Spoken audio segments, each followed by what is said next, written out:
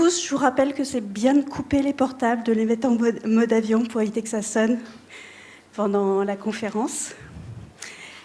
Et puis, on va démarrer tout de suite. Je vais passer le micro à Emmanuelle Boissard qui va nous présenter notre invité de ce soir. Bonjour, bonsoir. Moi, j'ai la tâche de présenter Amaëlle Marzet, maîtresse de conférence en histoire de l'art médiéval à l'Université de Lyon 2 et co-responsable pédagogique de la licence 1 histoire de l'art et archéologie.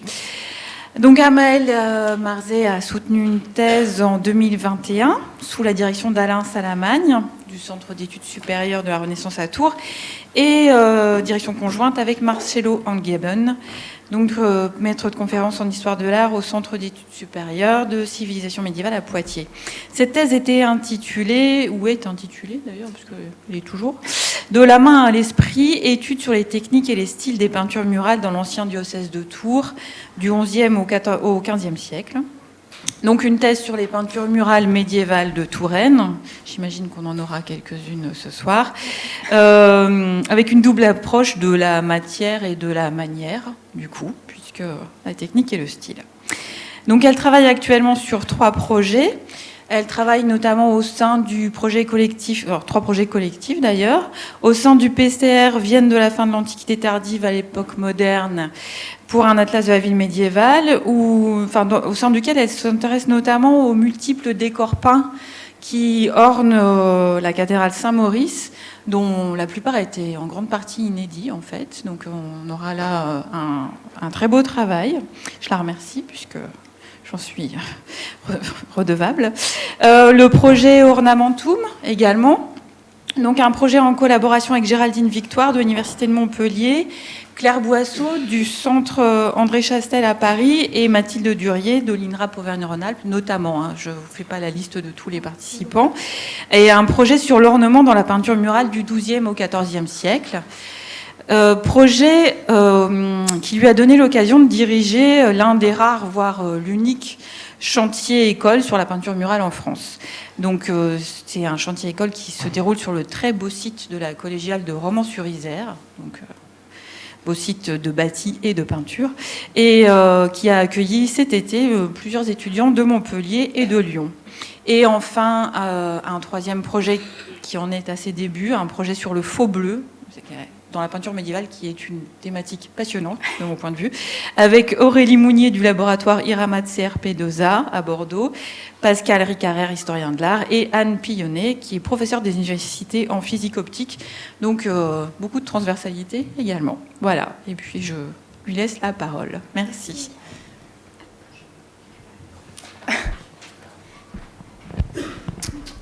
Merci beaucoup Emmanuelle pour cette présentation. Est-ce que vous m'entendez bien ? Parfait. Alors, déjà bonsoir à toutes et à tous. Plusieurs verbes nous viennent à l'esprit lorsque l'on parle de peinture murale. Orner et magnifier l'architecture, organiser et signifier des espaces, servir de support à la liturgie et à la prière, participer à l'élévation de l'âme, ou encore révéler des ambitions personnelles ou collectives. D'autres aspects plus prosaïques peuvent également être évoqués. Les enduits de chaux recouvrant les murs contribuent à leur assainissement grâce à des vertus aseptisantes.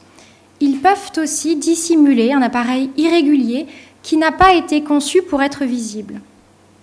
La peinture murale est donc une image, un ensemble de formes, mais également un objet matériel.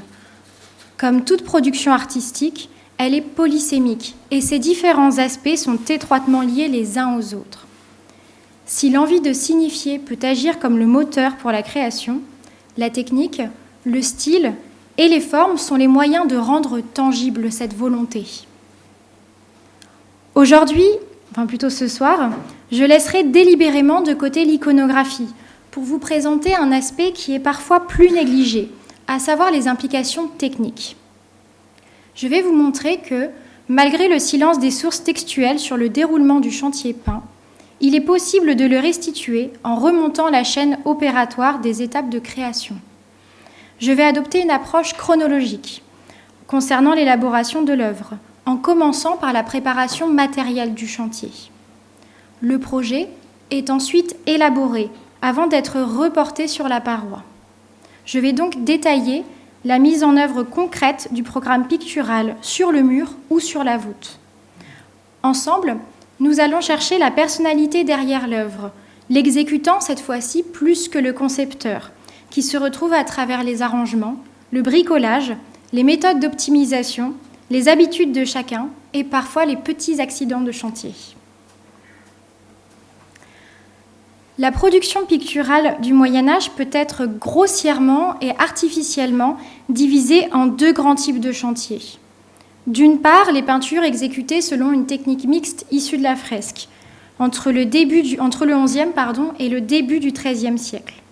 Et d'autre part, les peintures réalisées à sec, entre le milieu du XIIe et la fin du XVe siècle. Les deux techniques de mise en œuvre coexistent pendant une période de chevauchement d'environ 50 ans au cours de la deuxième moitié du XIIe siècle. Ce tournant technique... justement, c'est un tournant technique là. Allez, faisons une session de questions. On commence par l'inverse.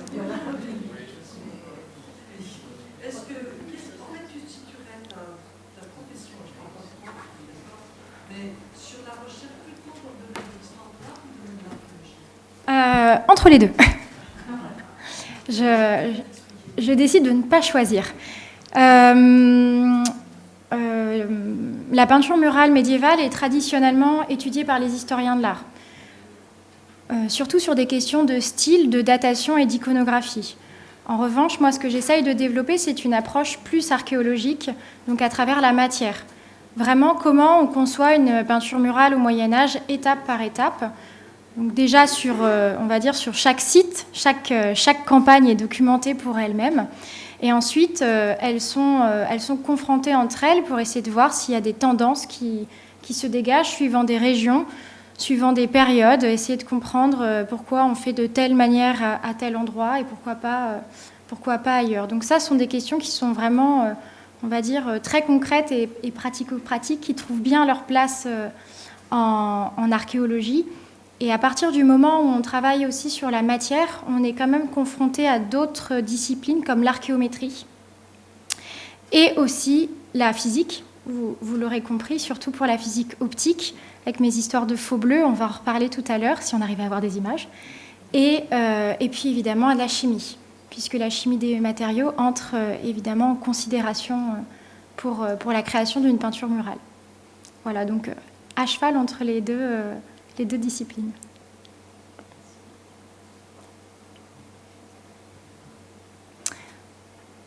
Et puis je travaille à partir de relevés. Donc ça, c'est vraiment comme de l'archéologie. Est-ce que vous avez d'autres questions?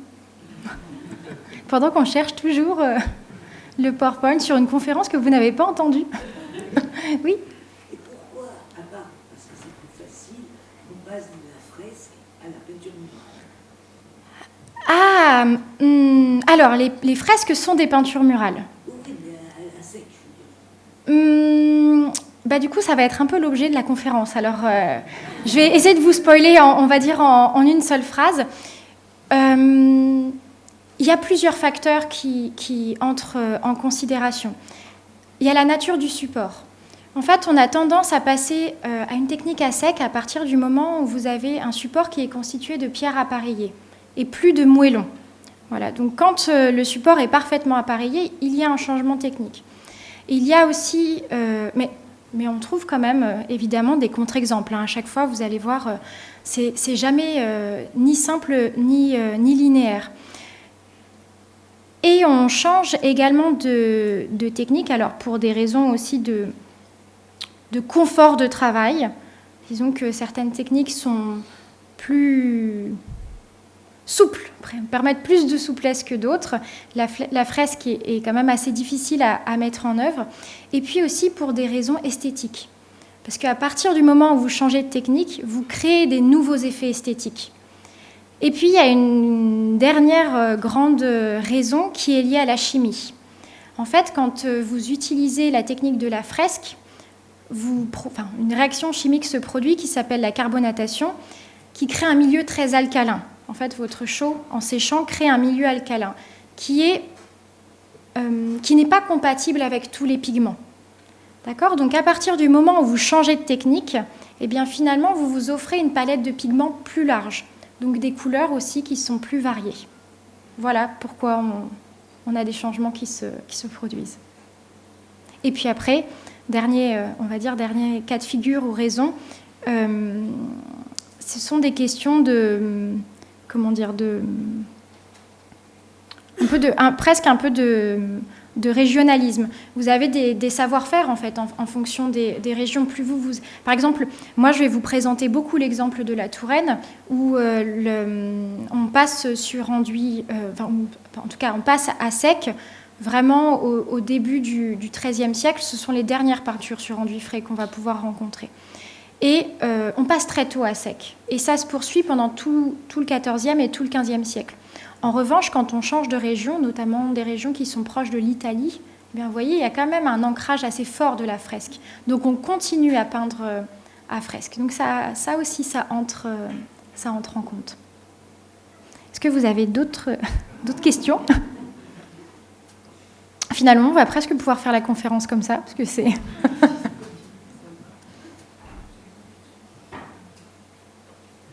Oui. Oui, est-ce que la fresque est plus résistante dans le temps que la peinture murale ? Exactement. Oui. En fait, on fait vraiment la conférence de manière un peu décousue, mais c'est pas grave.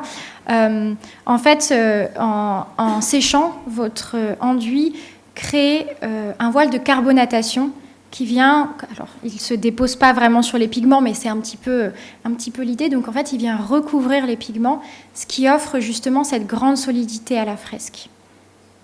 Et vous allez voir qu'en réalité, on a très très peu de cas de véritables fresques au Moyen-Âge, à partir du XIe siècle. C'est pour ça que je vous parle de techniques mixtes issues de la fresque. On combine deux techniques pour essayer de contourner les difficultés de l'une avec les avantages de l'autre.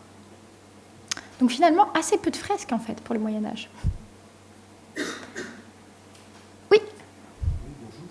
Qu'en est-il des difficultés de restauration, si la restauration est bizarre, entre justement les peintures murales et la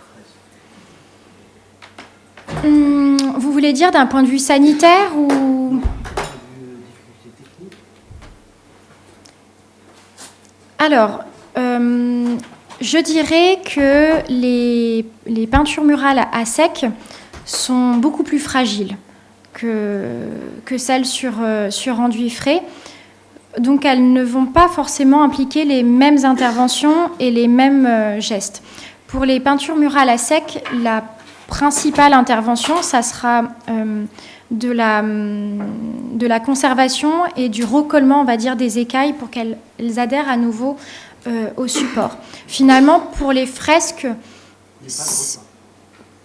non, pas pour les fresques, pas vraiment de repeint.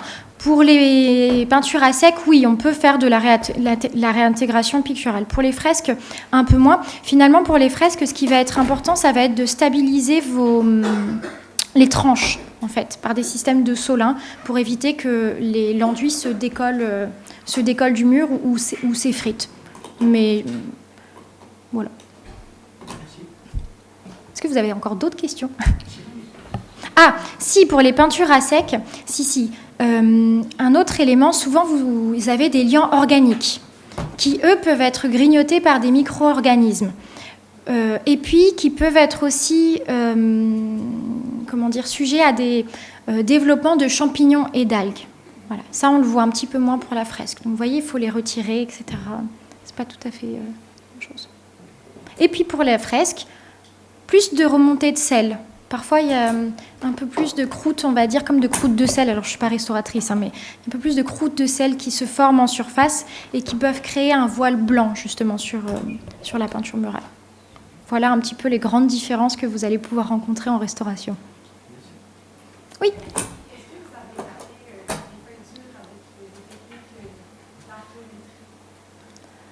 Ah, ça c'est une bonne question parce qu'en plus je ne vais pas en parler ce soir, donc super.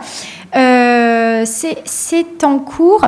En fait, on peut dater une peinture murale avec, quand c'est une technique sur enduit frais, avec les charbons qui vont être présents dans l'enduit. Alors, ce sont des tout petits charbons, il faut bien tomber dessus, mais ça marche vraiment quand c'est sur enduit frais, parce que là, on sait que l'enduit est bien contemporain de la couche picturale, donc on date la bonne chose, on va dire. Enfin, on date ce qu'on veut dater. L'autre possibilité, c'est de dater du blanc de plomb. Ça, on peut le faire pareil avec le carbone 14, ça fonctionne. Après, il faut que votre peinture ait du blanc de plomb. Ça, c'est un peu moins gagné déjà, mais c'est une solution. Et puis la dernière, l'avant-dernière, c'est le recours à des matières organiques. Par exemple, dans l'enduit, toujours, donc ça marche toujours très bien avec les peintures sur enduit frais. Par exemple, quand vous avez un poil de pinceau qui s'est coincé dans l'enduit, ou alors que... Ça m'est arrivé une fois. Ou alors quand vous avez, par exemple, de la paille ou des poils d'animaux aussi qui sont là pour solidifier l'enduit. Mais c'est quand même assez peu fréquent. Et dernière possibilité, en tout cas qui est en cours de développement, c'est la datation de la chaux. Donc là, je vous renverrai à l'ANR en cours qui s'appelle l'ANR Mémoire, qui est portée par Anne Schmitt au laboratoire Harare. Donc dans quelques années, on espère pouvoir dater le moment où en fait la chaux prend un carbonate. Et alors pour toutes nos techniques sur enduit frais, ça sera vraiment salvateur. Peut-être que les fourchettes seront un petit peu larges au début, les fourchettes chronologiques, mais avec le temps, j'ai bon espoir qu'on ait des résultats vraiment satisfaisants.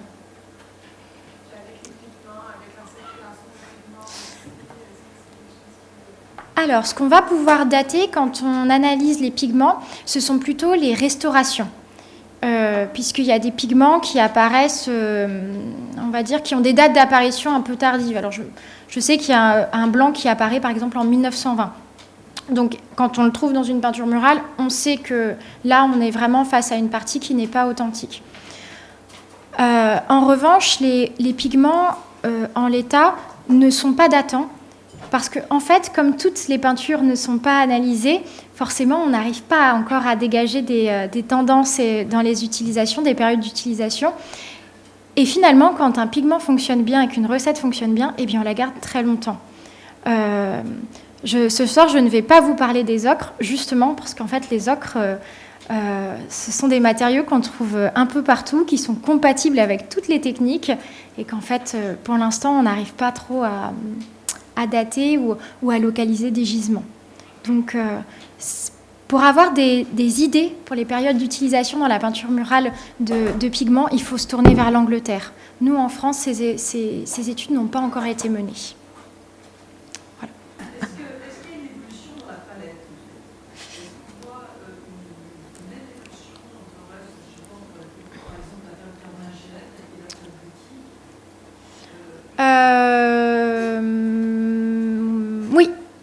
Oui. À la période gothique, vu qu'on multiplie les liants possibles et donc on a plus de pigments disponibles, on a tendance à avoir des couleurs qui sont un peu plus pastel. Alors ça ne veut pas dire qu'on n'a pas des couleurs bien tranchées et saturées, mais on trouve plus de nuances.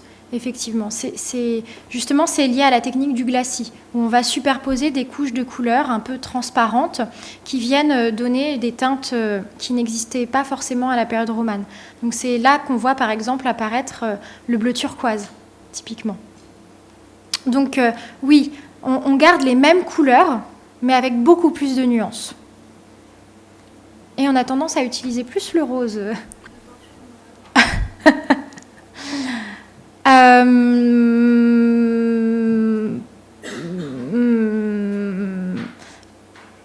Premier moment, on va dire, on choisit sa technique.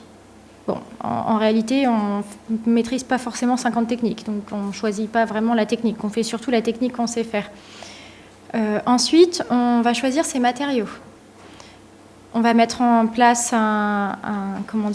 mettre en place l'iconographie, donc créer le programme, peut-être sur un papier.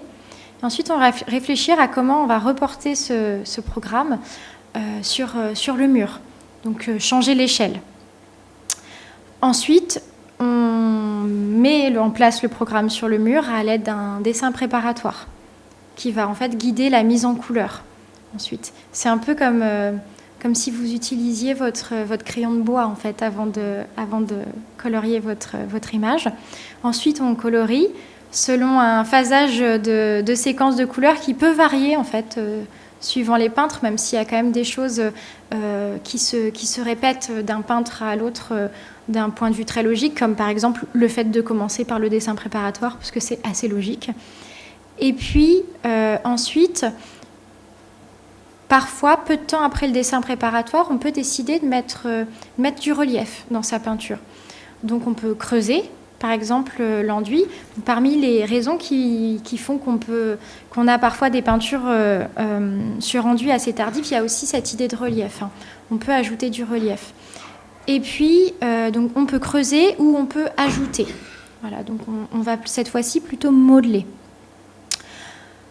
Et ensuite, on passe à la mise en couleur et éventuellement, pendant la mise en couleur, à la dorure, s'il y en a. Et on termine par les dernières étapes de couleur. Donc généralement, ce sont l'étape des rehauts, là où on va faire vraiment le dessin définitif. Et après, c'est fini. Pas de vernis. Le vernis est un mythe dans la peinture murale. Ça, c'est plutôt quelque chose que l'on voit dans les restaurations, notamment du 19e. Mais non. En fait, les vernis sont très très mauvais pour les peintures murales parce qu'ils empêchent la circulation de l'humidité entre le mur et l'extérieur. Ce qui fait qu'à partir du moment où l'humidité ne ressort pas, en fait, elle va quand même chercher à ressortir. Donc c'est là qu'elle va décoller vos écailles de peinture ou décoller les enduits.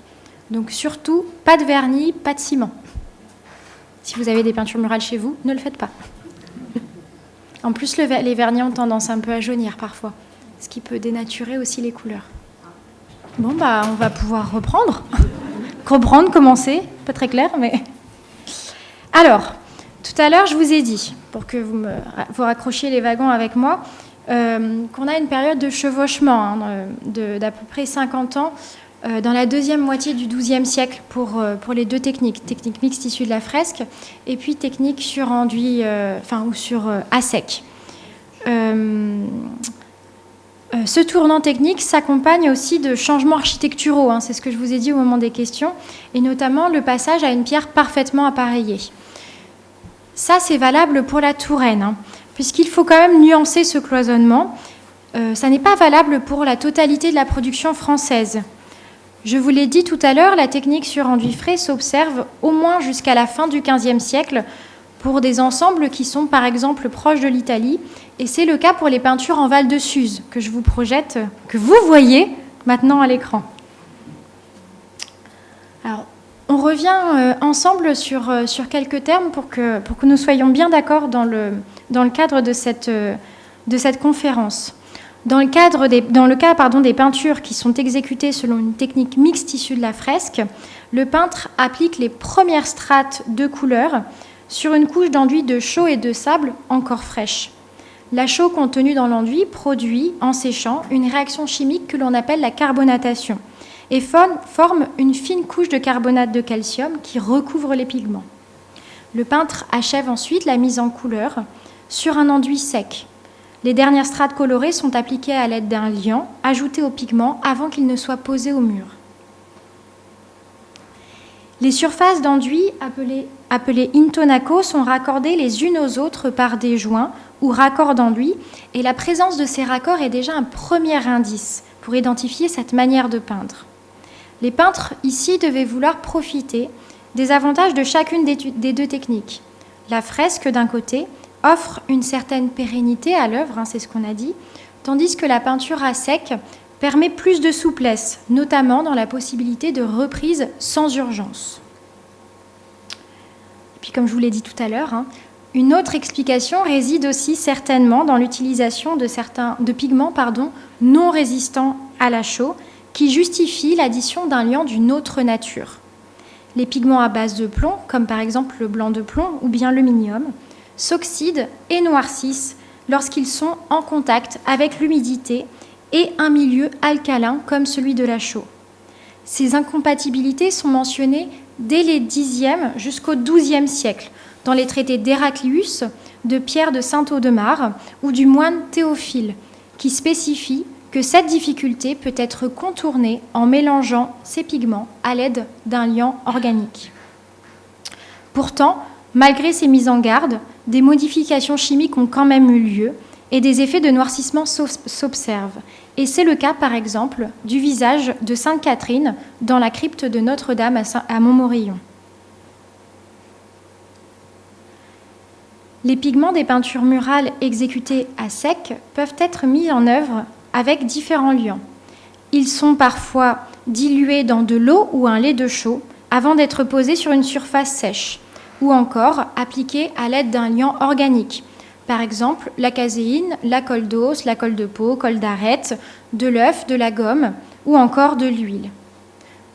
Procéder ainsi permet de retarder ou d'éviter une réaction chimique inopportune de certains pigments au contact de la chaux, présente dans l'enduit ou bien dans le badigeon. L'utilisation de cette technique favorise de nouvelles expériences visuelles, comme les dégradés ou bien les glaciers à l'huile que j'ai mentionnés. Et la multiplicité des liants augmente, de fait, le nombre de pigments utilisables. Contrairement à la peinture sur enduit frais, qui oblige à travailler par surface réduite, reliées entre elles par des joints et avec un temps de séchage contraignant, le travail sur enduit sec ou sur badigeon sec permet d'exécuter de grandes zones presque sans raccord.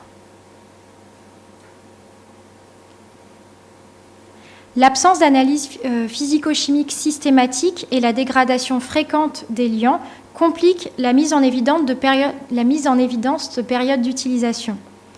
Pour l'instant, les identifications ont été menées à une échelle trop réduite pour en tirer des conclusions généralisables, et certains liants, du fait de leur grande représentativité, ne sont pas analysés. C'est le cas, par exemple, des liants à base de chaux, qui paraissent tellement répandus que l'on prend rarement la peine de les caractériser par des analyses physico-chimiques. Prenons ici l'exemple de l'huile. Son usage apparaît dans les recommandations du moine Théophile au XIIe siècle et est attesté dans la peinture murale dès le milieu de ce siècle en Angleterre. En France, en l'état actuel de nos connaissances, l'huile s'emploie dès le XIIIe siècle, dans des édifices d'importance qui pourraient justifier la recherche d'innovation dans la technique picturale. Je pense notamment à la cathédrale de Tours, celle d'Angers ou encore celle de Poitiers. Dans l'église paroissiale d'apparence modeste de Ternan, les analyses révèlent l'utilisation probable de ce liant pour une peinture d'une belle qualité technique et esthétique du début du XIIIe siècle, au moment où la ville est dominée par les puissants archevêques de Lyon. On en vient alors, dans ce cas de figure, à se demander qui est le commanditaire de l'œuvre. Sans revenir en détail sur tous les pigments utilisés dans la peinture murale médiévale, et qui ne sont d'ailleurs pas présents sur ma diapositive en totalité, certains présentent quand même une mise en œuvre remarquable. Comme pour les liants, il reste hasardeux de mettre en évidence des tendances dans l'utilisation des pigments, car à nouveau, les analyses ne sont pas systématiques et ciblent surtout des couleurs rares comme le bleu. Pourtant, la composition chimique des couches picturales nous renseigne sur l'économie du chantier et les stratégies d'optimisation des matériaux. La nature des pigments et leur surface de recouvrement sur la paroi peuvent témoigner de la richesse du commanditaire. Le lapis-lazuli, qui passe pour être aussi cher que l'or, est généralement utilisé par touche pour les rehauts des étoffes, des personnages royaux, du Christ et de la Vierge, ou bien pour les nimbes. Plus la surface à peindre est importante, plus le coût est élevé. À Gourdon, le lapis-lazuli est posé sur une sous-couche noire pour augmenter son pouvoir couvrant et économiser des pigments. Il est d'ailleurs réservé au Christ, tandis que les autres plages bleues des pèlerins d'Emmaüs, autrement dit les personnages secondaires, ont été colorées à l'aide de modestes gris bleutés, à savoir des faux bleus. Les mélanges de substitution que l'on prépare à certaines époques peuvent trahir une difficulté d'approvisionnement, un manque de moyens ou relever de choix esthétiques. Le faux bleu illustre parfaitement ce propos. Il consiste en un mélange de pigments, généralement du noir de charbon et du blanc de chaux, donnant une teinte grise qui, appliquée en contraste avec du rouge, provoque l'illusion de bleu sans qu'aucun pigment bleu ne soit mis en œuvre. Ce procédé, pas assez bien connu pour l'instant, est référencé en Angleterre, en France, en Catalogne ou en Belgique. Les recherches sur les lots fragmentaires et en place révèlent l'utilisation de ce truchement dès l'Antiquité, et ce, au moins jusqu'au XVIe siècle dans la peinture murale, sans interruption. Pour l'instant, nous observons cette technique, ou couleur, ce n'est pas tranché, pour les arts monumentaux, comme la peinture murale ou les sculptures polychromées. Il semblerait en revanche que le faux bleu soit absent des enluminures, de précieuses et petites surfaces à peindre.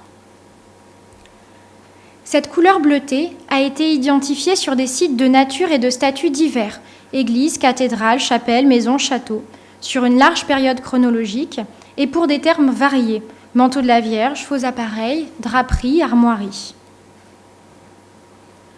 Dans certains cas, on sait que le faux bleu est utilisé pour sa valeur bleue, ce que l'on peut alors appeler un bleu sémantique, par exemple pour la représentation de l'eau ou pour des armoiries.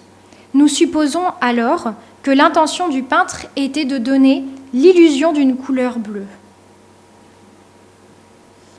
Dans d'autres cas, par exemple pour la polychromie architecturale, on peut supposer que la valeur esthétique l'emporte, en ajoutant une couleur à une palette réduite au rouge, jaune, noir et blanc. Il est alors difficile de statuer sur les intentions du peintre.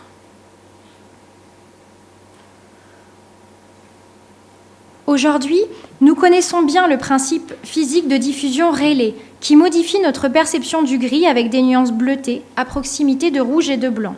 Ici, je vous assure que les deux fragments que je vous projette ne contiennent aucun pigment bleu.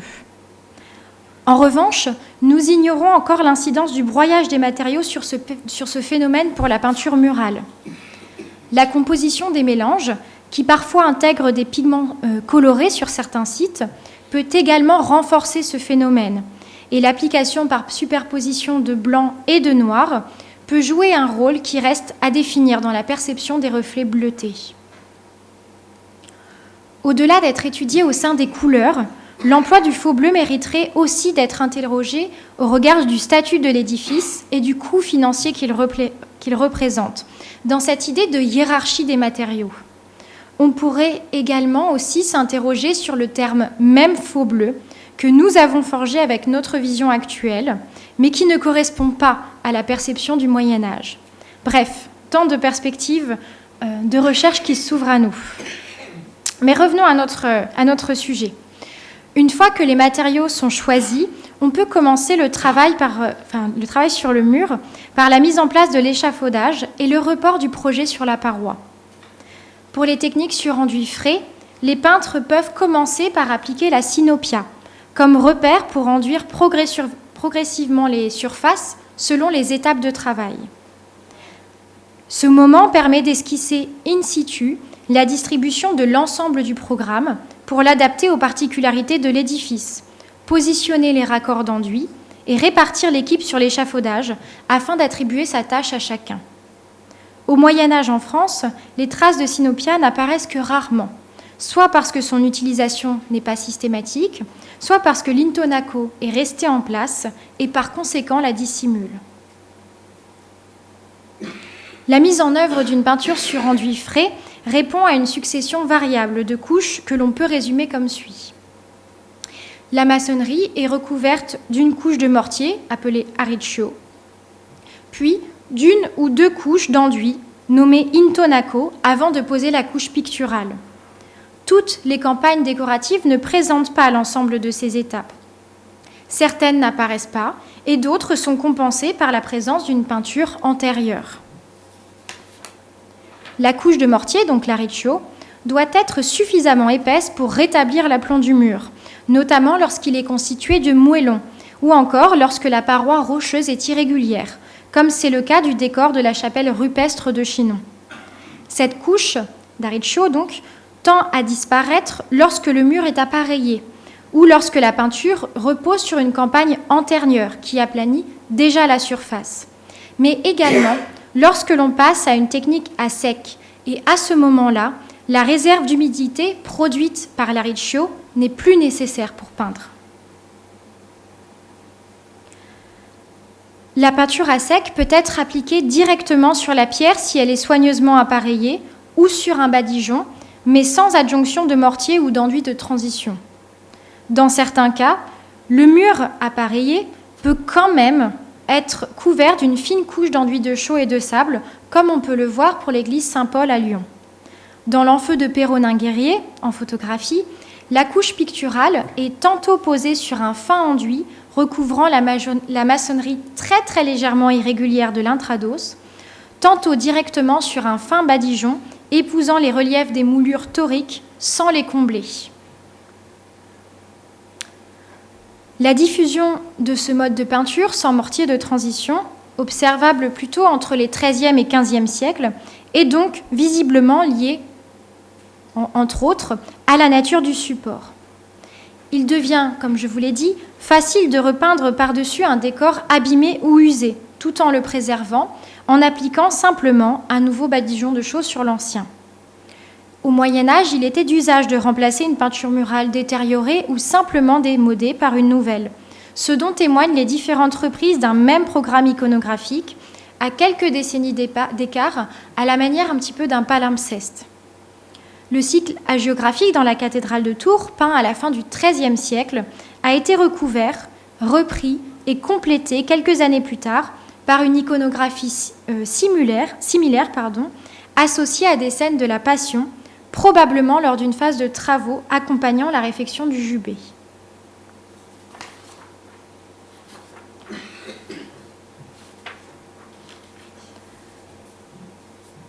Dans tous les cas, l'utilisation d'une technique sur enduit frais répond à une logique prévue par les peintres.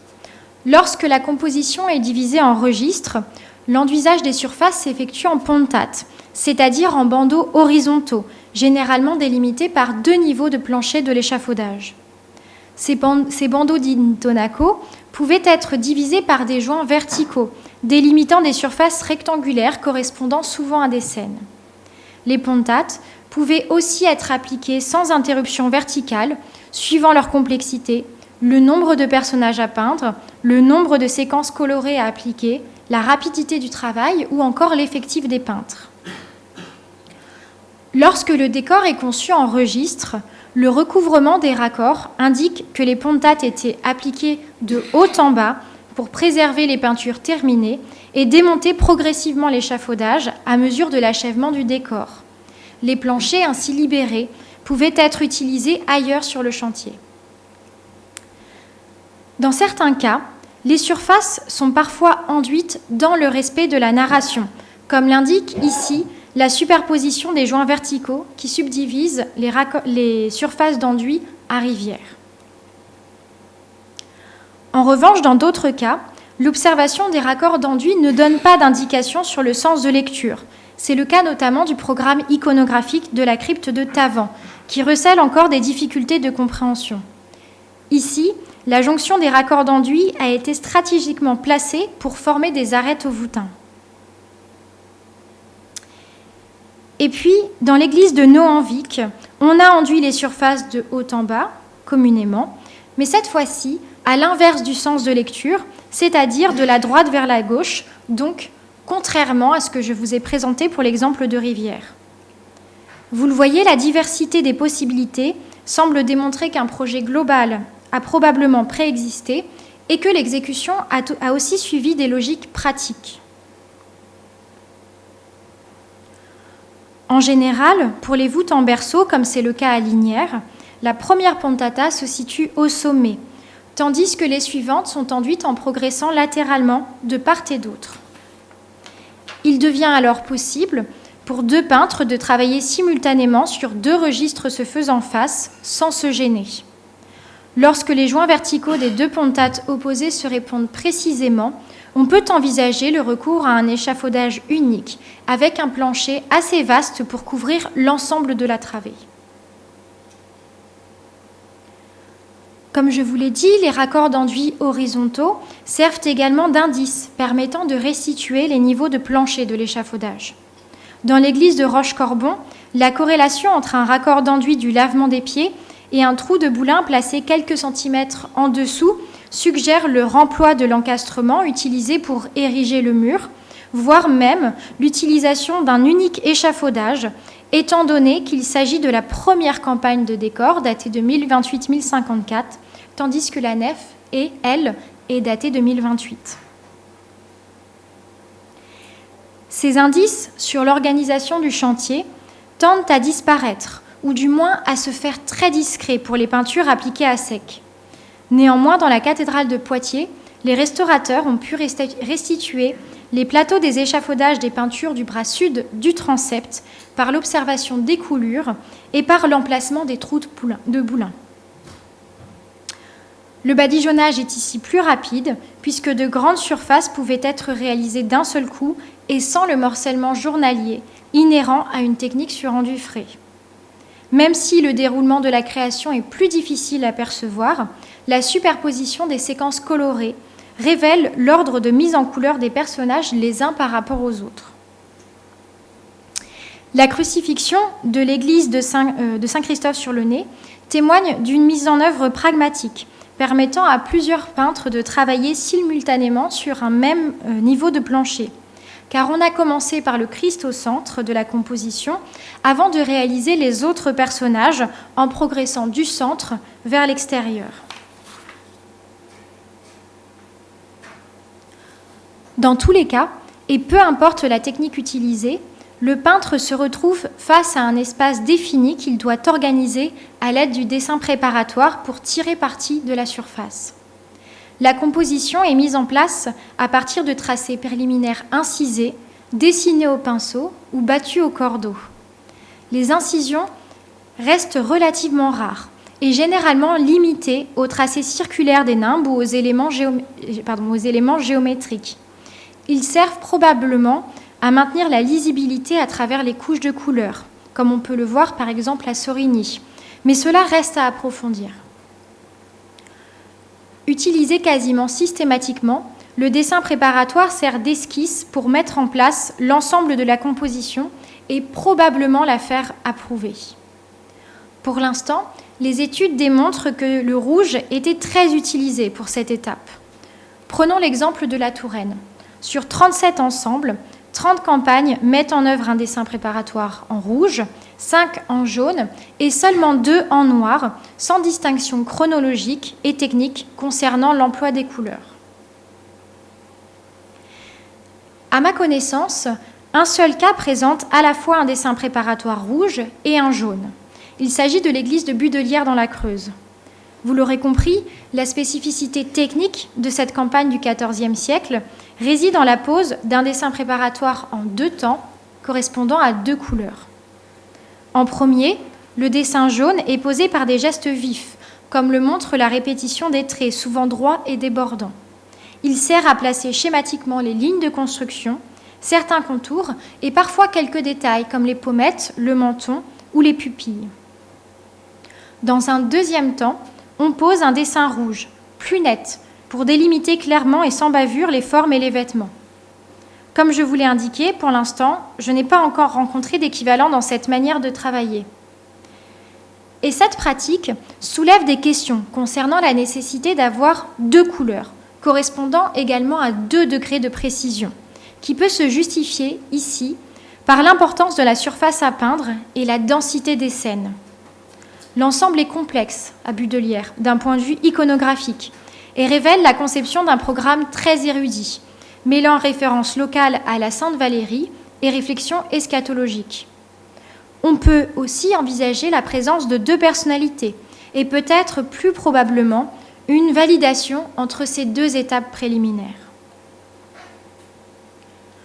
Toujours dans le même ensemble, le dessin préparatoire jaune sert uniquement aux tracés horizontaux séparant les mois du calendrier sur l'intrados de l'arc triomphal, tandis que les personnages, eux, sont exécutés à l'aide du dessin préparatoire rouge. Cette organisation du travail peut expliquer les erreurs de positionnement des mois, qui indiquent que le peintre ne maîtrisait pas les détails de ce thème.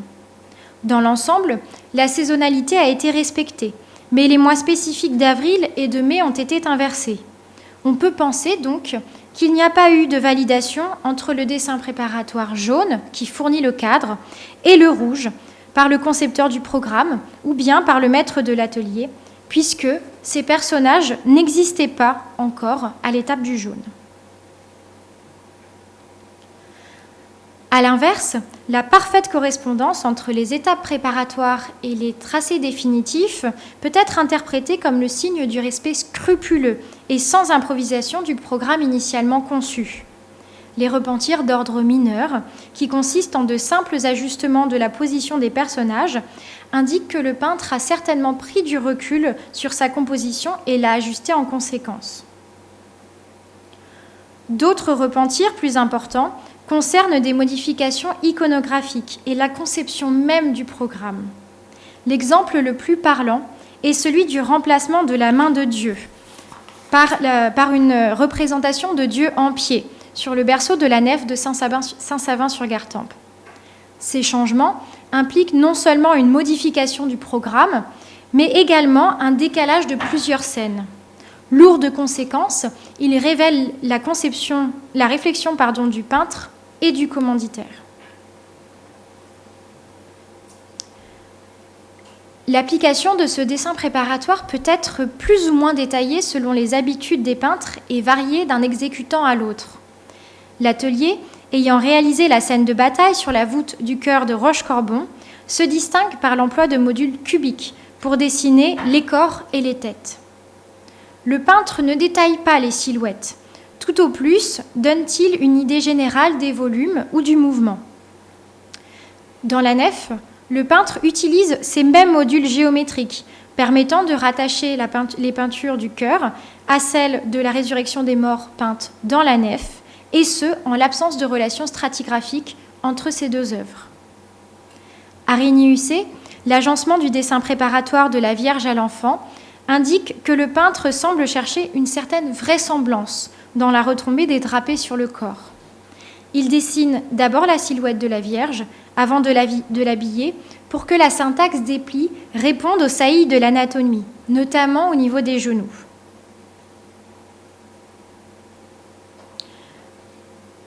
On sait aussi qu'on peut avoir recours à des modèles ou à des patrons en peinture murale, comme c'est le cas pour les vitraux. Ici, la similarité des postures et des attitudes laisse supposer que les peintres de l'église de Rochecorbon aient pu employer un modèle disposé en miroir pour réaliser les anges buccinateurs, que je vous pointe avec mes flèches. Un autre modèle semble également avoir servi pour les anges sérophéraires à Cormery, également utilisés en miroir. Ces modèles, ces patrons, entiers ou partiels, sont aussi mis en évidence par Marianne Cailloux dans les Alpes à la fin du Moyen-Âge, par des cartons, mais d'autres modes de reproduction existaient, également sous la forme de calques, de pochoirs, de poinçons, etc. Ils assurent une certaine rapidité d'exécution, donc une baisse du coût de production, et limitent les disparités stylistiques entre les parties ou les personnages exécutés par différentes mains, mais assurent aussi une unité dans la composition pour les dimensions et les formes. Avant d'aller plus loin concernant la mise en couleur, faisons ensemble une petite incursion sur les reliefs, par les reliefs, dont la réalisation intervient généralement à un moment qui est proche de celui du dessin préparatoire. Vous pouvez avoir l'impression que les peintures murales sont des images plates, mais en réalité, il n'en est rien. En plus d'interagir avec l'architecture, d'un point de vue de la liturgie et de la signification, les œuvres réagissent également à la lumière naturelle, provenant des ouvertures, et artificielle des bougies fixes ou mobiles. La source de lumière est primordiale pour la compréhension d'un cycle, et nombre de décors sont étudiés sans prendre en compte les conditions de découverte des scènes et le parcours de déambulation. Je reprends l'exemple de la crypte de Tavan qui, vous l'avez compris, reste une énigme. Jusqu'à présent, nous avons tenté en vain de percer le mystère de ce cycle de 31 scènes en les reliant entre elles à la lumière d'un éclairage récent qui illumine instantanément l'ensemble de la crypte. Or, déjà, il n'est pas possible d'embrasser du regard la totalité du programme lorsque l'on entre, et ce, malgré cet éclairage qui, dans tous les cas, ne correspond pas au dispositif médiéval. L'expérience est tout autre lorsque l'on déambule dans la crypte avec une bougie, révélant les scènes 2 par 2 ou travée par travée dans un dévoilement progressif. Et notre clé de lecture est peut-être ici. Prenons un autre exemple d'interaction entre lumière et matière, avec l'ajout de relief dans la peinture. Je ne vais pas vous présenter ce soir toutes les possibilités, mais juste en illustrer quelques-unes. D'abord le retrait de matière et ensuite l'ajout. Le traitement des nimbes est assez remarquable à Internan. Les cannelures ou bien rayons, vous appelez ça comme vous préférez, sont ici creusés dans l'enduit frais, vraisemblablement à l'aide d'un grattoir. On imagine assez vite une dorure en complément de ces reliefs, même si ce n'est pas une obligation, puisque les nimbes pouvaient simplement être peints. Et lorsque l'on regarde attentivement les rehaut noirs, appliqués donc en toute fin de composition, on remarque qu'ils présentent des traces de fantômes, d'éléments quadrangulaires, pouvant évoquer des feuilles métalliques. Ici, nous pouvons donc restituer ces nimbes métallisées qui ajoutent à la richesse du décor. À Pauillac, au début du XIVe siècle, le peintre a procédé par enfoncement de l'enduit frais, certainement à l'aide d'un morceau de bois à bord plat, ensuite comblé de peinture, dans le but de mettre en valeur certains détails, couronnes, ceintures et objets divers. Ce procédé présente l'avantage de rendre la peinture mouvante, en fonction de la lumière vacillante d'une bougie ou bien en fonction des variations météorologiques. Et à Digne-les-Bains, au XVe siècle, les peintres ajoutent de la matière aux nimbes, cette fois-ci par un système de pastillage. Il consiste en un moulage ou modelage de l'enduit, ici ajouté très tôt dans la composition, car recouvert de couches de peinture et de quelques traces de dorure résiduelle, qui devaient augmenter en fait l'effet du relief dans cette idée de simuler le métal. Dans l'ensemble, le processus pictural se poursuit avec la pose des sous-couches, s'il y en a, et des plages colorées unies, en commençant souvent par les carnations, pour poursuivre avec les cheveux, les nimbes et les vêtements. En Touraine, 32 peintures figuratives montrent que les carnations sont appliquées avant les aplats colorés des étoffes, nimbes et architecture, sans que la technique et la date d'exécution semblent avoir une incidence sur le phasage.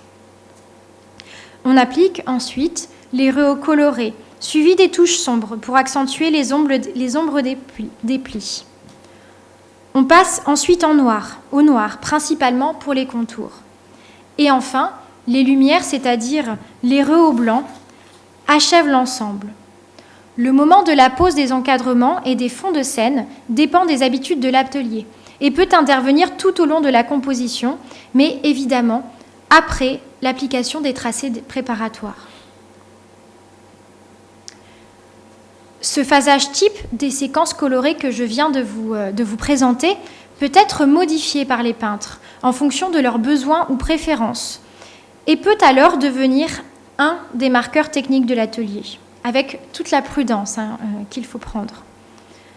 Au sein du corpus tourangeau, par exemple, l'atelier de l'église de Descartes se distingue en réalisant les aplats colorés des étoffes et des nimbes avant ceux des carnations. Aussi, tous les ateliers n'utilisent pas les mêmes techniques de sous-couche, notamment la technique du verdaccio pour les chairs, c'est-à-dire le recours à une sous-couche beige, donc à une sous-couche verte, sous le beige des chairs. Et en cela, Rivière, que je vous ai mentionné plusieurs fois, et par ses mêlées se distingue. Dans la chapelle de Chinon, le peintre applique une sous-couche jaune, constituée d'ocre jaune, sous les aplats verts, eux réalisés avec de la malachite. Cette manière de procéder ne se retrouve pas dans les autres ensembles peints de Touraine. Mais ici, plus qu'un marqueur technique, cette manière témoigne surtout de la volonté de faire ressortir le pigment ou la couleur destinée à être visible, comme lorsque j'ai évoqué le lapis-lazuli tout à l'heure sur la sous-couche noire. Toujours en Touraine, concernant les rehauts, seul l'atelier de Linière de Touraine et de la chapelle du Liger ont recours au pseudo-verdaccio pour les chairs. Cette technique consiste à modeler les carnations à l'aide de rehauts verts. Le pseudo-verdaccio est donc appliqué sur le beige des chairs. Ces campagnes picturales sont attribuées à la deuxième moitié du XIIe siècle. Et on sait que cette manière de modeler les carnations est présente dans d'autres ensembles de la France. Reste encore à savoir si c'est une technique qui est plutôt romane ou si elle perdure à la période gothique.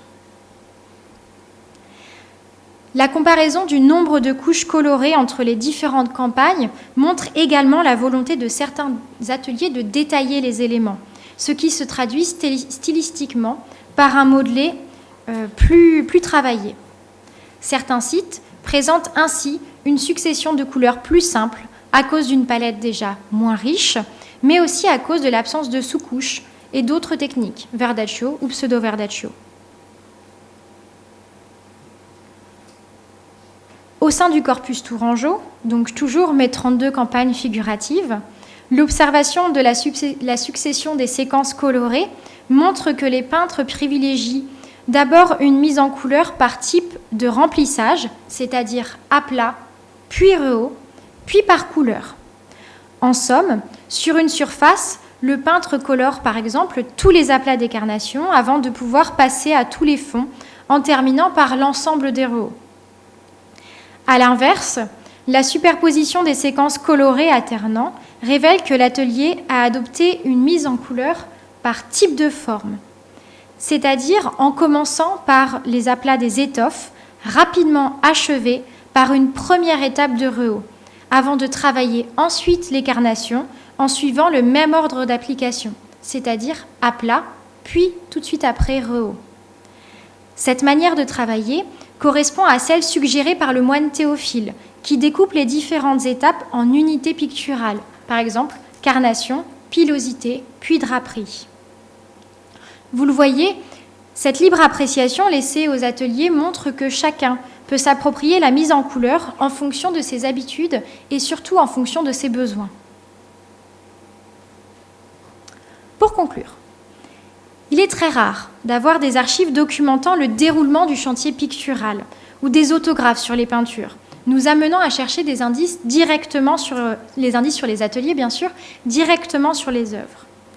Ici, le recours à une méthode tirée de l'archéologie du bâti et adaptée à la peinture murale, comprenant l'analyse de la surface murale par le relevé et les analyses physico-chimiques, livre de précieuses informations sur les contextes historiques, artistiques et économiques de création d'une peinture. À l'échelle d'un site, il est possible de distinguer, caractériser et localiser les différentes campagnes picturales par la compréhension de la stratigraphie des décors. L'observation fine des traces permet d'identifier un atelier, de définir son degré d'habileté et de mettre en évidence ses habitudes de travail, que ce soit dans la gestuelle ou dans les outils employés.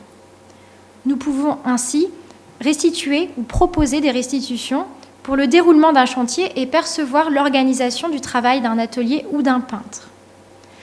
À l'échelle d'un corpus diachronique, il devient également possible d'identifier les constantes ou au contraire les changements dans l'utilisation de certaines modalités techniques et à terme d'espérer pouvoir appréhender la circulation des savoir-faire. J'espère vous avoir montré ce soir une partie de la variété et de la diversité de la peinture murale française dont il reste tant à découvrir et je vous remercie de votre attention.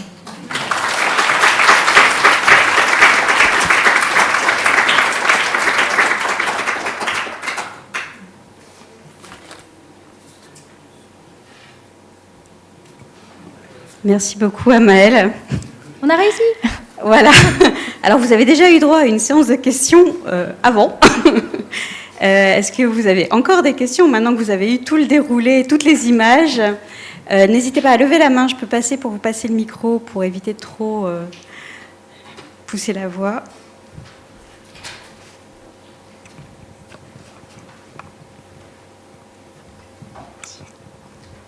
Alors, merci pour cette conférence, c'était très intéressant et à tel point c'est brillant et tout, très bien pensé, la peinture.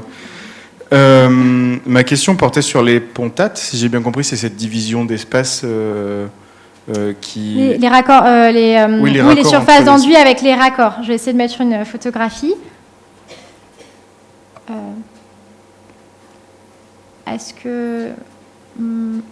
J'arrive. Mais j'écoute la question en même temps. Est-ce que là, ça va? Oui. Ouais. Très bien, merci. Est-ce qu'on pourrait arriver à déterminer potentiellement, et en hypothèse, des équipes de travail? À savoir combien de peintres? Est-ce qu'il y a, au même titre que les tailleurs de pierre, est-ce qu'il y a un maître tailleur et des apprentis? Ça fait partie des questions qu'on se pose. D'ailleurs, il y a un colloque très bientôt sur ce sujet-là, les ateliers dans la peinture murale. Première question, est-ce qu'il y a vraiment des ateliers? Et deuxième question, s'il y en a, comment on arrive à les identifier? On peut avoir quelques indices déjà d'un point de vue de la technique. Alors, Rivière, c'est le parfait exemple. Ici, si vous regardez... Alors, attendez, je mets mon pointeur. Si vous regardez ici la mort du mauvais riche, en fait, les carnations sont simplement réalisées avec du beige. Ok ? C'est le phasage, on va dire, très, très classique.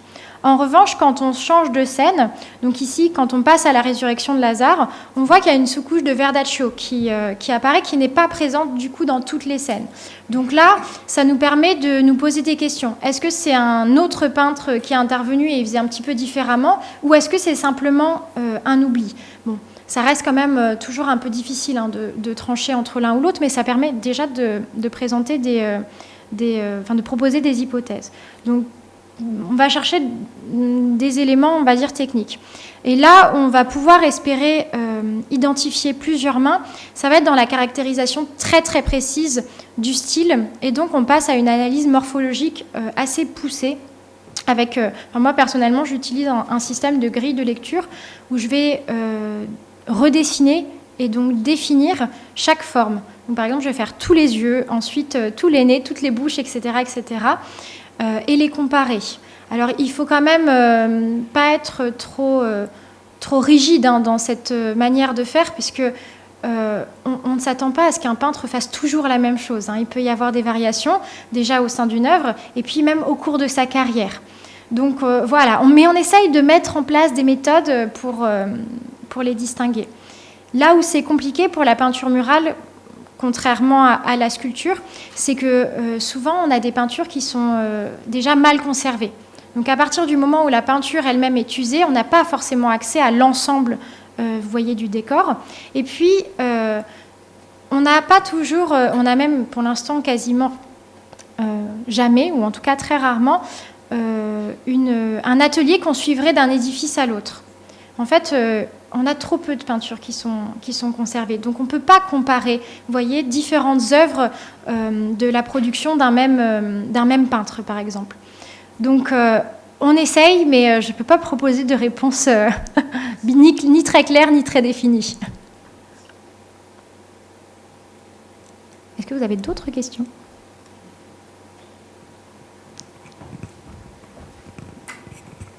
Bonsoir. Est-ce qu'on a trouvé la terminologie employée à l'époque pour les couleurs? Par exemple, j'ai vu dans votre liste... Par exemple, le faux bleu. Orange, j'imagine, à l'époque, n'existait pas. Donc, est-ce qu'il y a une littérature technique avec le nom des couleurs? Oui, alors je vous recommanderais en premier lieu de commencer par les ouvrages de Michel Pastoureau, qui peut être une porte d'entrée. Et puis ensuite, Parce que Michel Pastoureau écrit des grosses synthèses. Donc ensuite, hop là, vous pouvez tirer le fil et aller voir un peu plus dans le détail avec ce qu'il y a dans la bibliographie.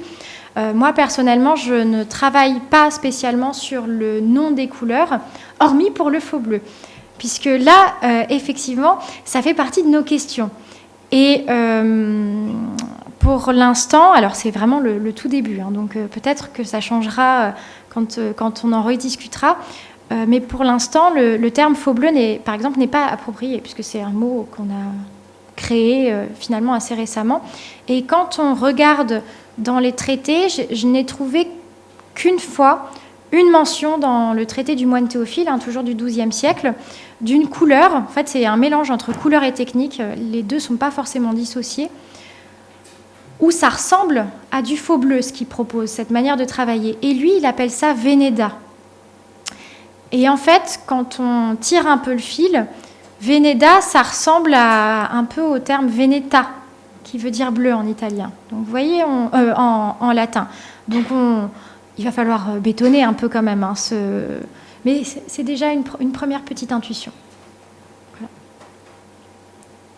Est-ce que ça répond à votre question ? À moitié. Disons que vous avez qu'une vue partielle. Exactement. Est-ce qu'il y a d'autres questions ?